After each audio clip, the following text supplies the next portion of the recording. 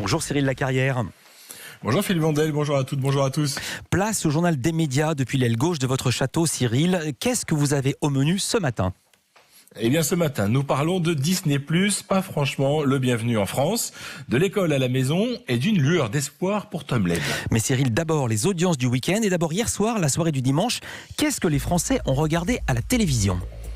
C'est une grosse soirée pour le service public. France 2 est en tête des audiences. Hier soir, le film Les Choristes a rassemblé plus de 5 300 000 Français devant leur poste. Deuxième place pour France 3 avec sa série Inspecteur Barnaby, plus de 3 700 000 téléspectateurs. Et TF1 se classe seulement en troisième position avec son film d'animation Moi moche et méchant, regardé par 3,5 millions de personnes. À noter également dans les audiences d'hier, Philippe, qu'il y a des classiques dont on ne se lasse visiblement pas.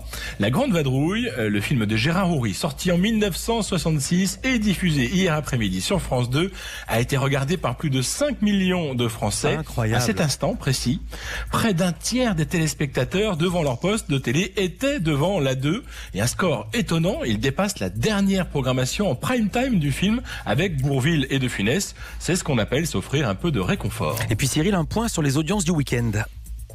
Un gros score vendredi soir pour Koh-Lanta, plus de 5 700 000 téléspectateurs. Le confinement a du bon, c'est la meilleure audience de l'émission depuis son retour à l'antenne. Et samedi, la première place est pour France 3 grâce à sa série Cassandre qui signe son record historique avec plus de 5 200 000 Français devant leur écran. C'est 800 000 de plus que la semaine précédente.